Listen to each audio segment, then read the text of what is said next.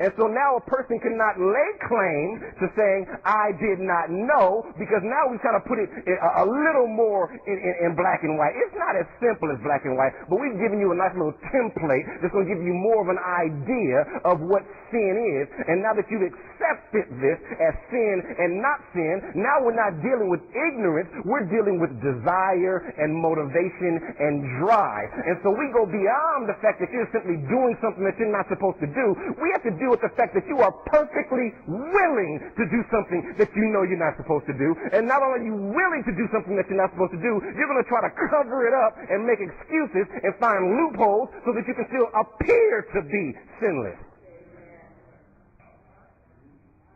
Amen? Like I said, if we become people of the law, if we become people of the new law, we ourselves don't display the ability to keep even the new law that we've accepted. Amen?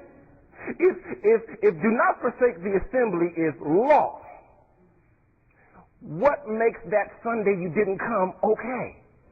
If that's law. You get what I'm saying here? And so Paul is saying that the purpose of the law was to bring men into acknowledgement and awareness and understanding of their transgressions. Is that all right? Is that all right?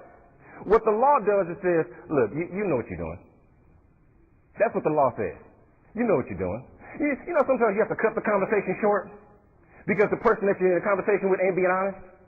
Look, you can play all these games if you want to, but you know what you did. Amen?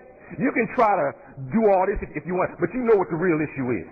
And when you're ready to really talk, then we can talk. You know we say that kind of stuff, right? When you're tired of playing games, give me a call. Amen? And that's what the law says. The law says when you're tired of playing games and we can really get down to what motivates you, what drives you, what your desires are, then you can talk to God. Amen? And we go on and look in 19, and it also lets us know that the law was not intended to be here all the time. Amen?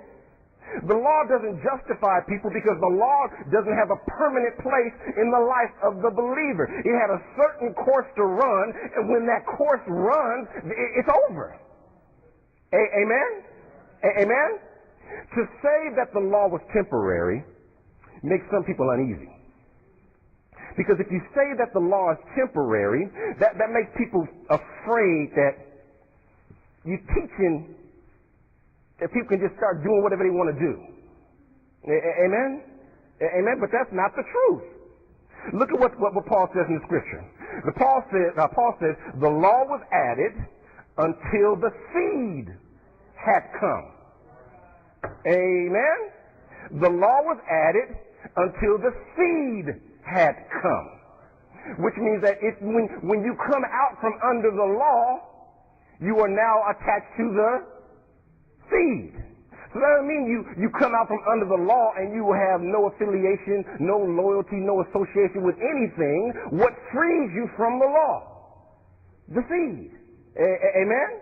You go right from one into the other. Just like remember the old days? Ladies? When you're under your daddy's roof and you went straight from daddy's roof to husband's roof? Remember those days? My father-in-law was a bit old-fashioned. And so when my wife was going to college, he wasn't trying to let her out the house. She was a freshman driving from the valley to LA to go to school. And then finally she had to kind of, get her mom on her side so they can really try to pressure him to let her go live in a dorm. Because he was like, When she leaves here, she's going to her husband. That's a different way of thinking. We don't think that way anymore, independent women. We don't think that way anymore. But that idea still stands with our belief system. The law is supposed to subjugate people. We're supposed to be subject to the law. And the law is supposed to usher us, lead us, guide us, tutor us. We'll get more into this as we get into the next chapter. Right to the feet of Christ. And then Christ comes and takes us, that little ceremony we do when who gives away the woman? Amen? And then Christ comes and takes us from the law, and we are no longer under subjection to the law because we are now the bride of, amen? Amen? When Jesus Christ came, the law as God intended was supposed to lead people to him, and then a relationship with God could begin. Because a relationship with the law was not a relationship with God. Are we okay with that? Are we okay with that?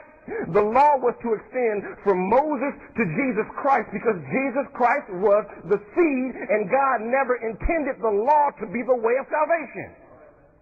And since Jesus Christ had come, he is to be the standard for people. Since Jesus Christ had come, his life was supposed to be the standard for people. Since Jesus Christ had come, his perfection is supposed to be the standard for people. Since Jesus Christ had come, his righteousness is supposed to be the standard for people. And that's a living righteousness, not a written one. That's a living standard, not a written one. That's a living perfection, not a, amen? Amen? See, we look at the law, and the law tells us how things should be. And we look at Jesus, and we see how things actually were. Amen? Amen? It's the breathing that makes all the difference in the world. It's the touching that makes all the difference in the world. It's the being tempted and the being hungry and the being cold and the being hurt that makes all the, it's the sweating until you bleed that makes all, amen? Since Jesus Christ had come, he gave life to all people. He is the person who perfectly demonstrates the law for the world. Jesus Christ is the living example. Jesus Christ is the pattern for life, and we are supposed to follow that pattern, not a written pattern. Is that all right? Jesus is the perfect picture of God's will. Jesus is the ideal person, which means when I'm endeavoring to be Christ-like, I'm endeavoring to be ideal as set by the standard, not as set by a written code. Amen? Amen?